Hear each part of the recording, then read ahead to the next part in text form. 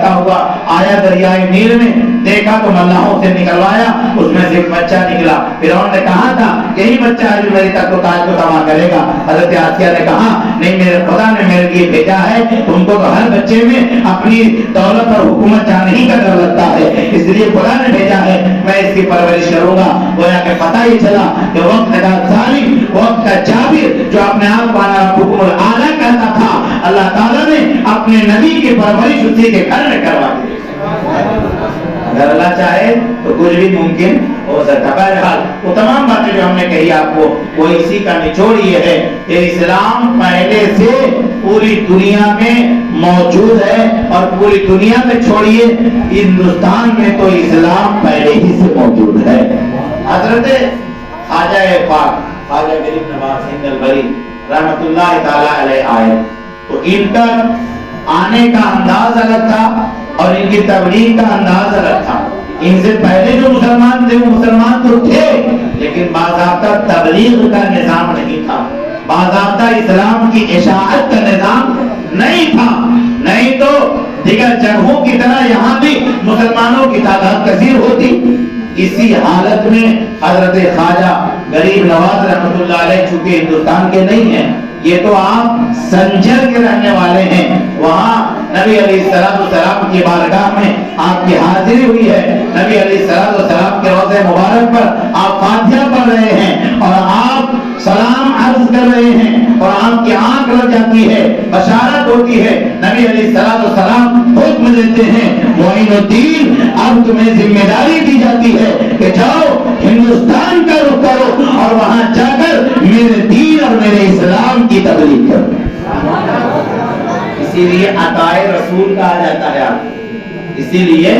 آپ کا ایک تخلص عطائے رسول بھی ہے۔ خواجہ پاک اپنی مرضی سے نہیں آئے بلکہ اللہ کے حکم سے، اللہ کے نبی کی اجازت سے آئے، اللہ کے نبی کے حکم سے آئے اور آپ نے وہاں سے بھیجا۔ نبی علیہ السلام کے حکم کے مطابق خواجہ معین الدین چشتی اجمیری ثم سنجری رحمت اللہ تعالی علیہ اپنے چند رفقا کے ساتھ ہندوستان کی سرزمین پر جو اجمیر شریف ہے راجستھان میں، وہاں تشریف لائے۔ اس وقت وہاں کا بہت بڑا راجا تھا پرتھوی راج چوہان، اور یہ اتنا بڑا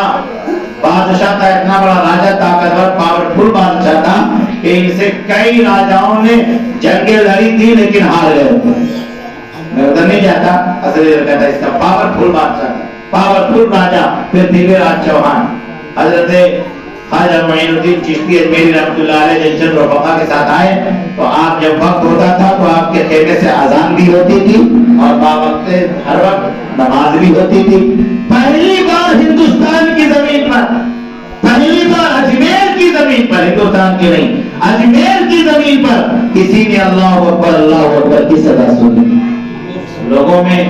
ایک حیران برپا ہو گیا کہ یہ آواز کدھر سے آئی، یہ آواز کرنے والے کون ہیں، اللہ کا نام لینے والے کون ہیں۔ جب لوگ پہنچے تو دیکھا چند لوگ ہیں، وہ اذان بھی دیتے ہیں، نماز بھی پڑھتے ہیں، اور جب کوئی پہنچتا ہے تو اس کا استقبال بھی کرتے ہیں، اس کو پیار سے بٹھاتے بھی ہیں۔ حضرت غریب نواز رحمۃ اللہ تعالی علیہ نے وہیں سے اپنی تبلیغ کا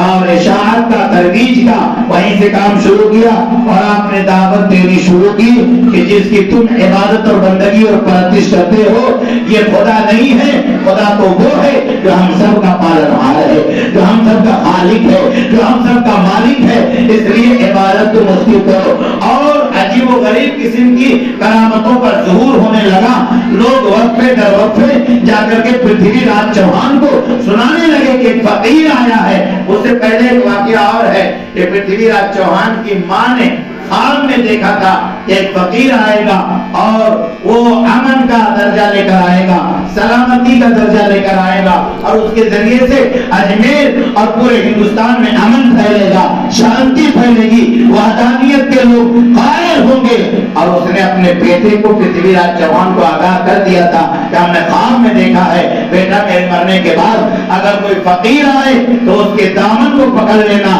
اس سے چیلنج مت کرنا، اس کو باہر بھگانا مت۔ لیکن آئی گئی بات پار ہو گئی، ماں کا انتقال ہو گیا پرتھوی راج چوہان کے، اور یہ راجا، یہ تو بڑا بادشاہ، یہ کس کی بات سننے والا تھا؟ اس نے حضرت غریب نواز رحمۃ اللہ علیہ اور آپ کے ساتھ آنے والوں پر